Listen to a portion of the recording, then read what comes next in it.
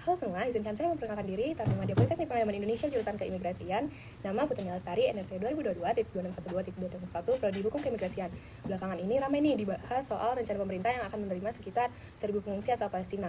Nah, dari sisi keimigrasian, hal ini menarik banget buat dibahas karena ada beberapa hal penting yang perlu kita pikirin. Aturan hukumnya, dampaknya buat sistem imigrasi Indonesia, dan apa yang sebaiknya disiapkan pemerintah.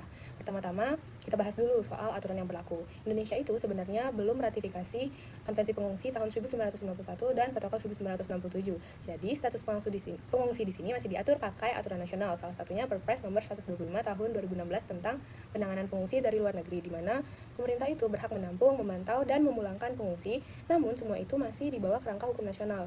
Imigrasi juga punya peran penting di sini, mulai dari urusan izin masuk, izin tinggal, sampai pengawasan dan kerjasama Indonesia dengan UNHCR dan IOM juga sudah jalan, terutama dalam hal pengawasan dan penempatan pengungsi.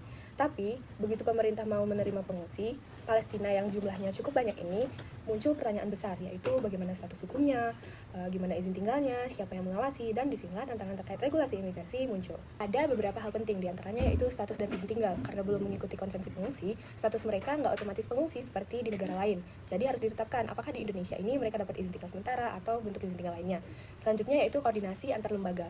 Gak cuma imigrasi yang jalan sendiri untuk kegiatan ini, harus bareng-bareng dari pemerintah pusat, UNHCR, IOM, dan instansi daerah juga wajib terlibat.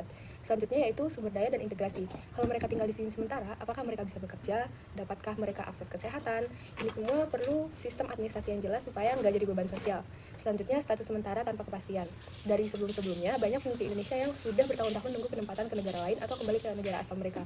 Nah, jangan sampai pengungsi Palestina yang selanjutnya ini direncanakan juga terjebak nih di status sementara tanpa kejelasan.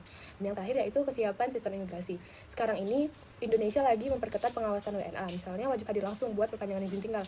Artinya, sistem keimigrasian Indonesia juga makin ketat. Jadi, kalau mau menampung 1.000 pengungsi, harus benar-benar siap baik dari sisi administrasi ataupun pengawasannya. Dari sisi keimigrasian, pemerintah perlu membuat aturan khusus untuk pengungsi Palestina terkait statusnya, lama tinggalnya, dan pengawasannya. Pemerintah juga harus memperkuat pendataan dan monitoring imigrasi terkait pengungsi di wilayah Indonesia. Lalu, pemerintah harus menyiapkan tempat penampungan dan izin tinggal yang jelas, serta menentukan exit plan untuk para pengungsi agar status mereka tidak menggantung. Yang terakhir yaitu harus memastikan adanya komunikasi dengan publik yang transparan. Pada intinya, menurut saya, niat kemanusiaan ini sangat baik, tapi tetap perlu aturan yang kuat, sistem yang rapi, dan rencana jangka panjang supaya pengelolaannya aman dan terarah.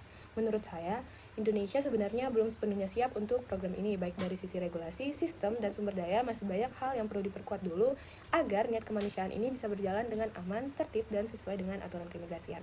Sekian pembahasan saya terkait wacana pemindahan 1.000 pengungsi Palestina ke Indonesia. Semoga dapat bermanfaat. Terima kasih.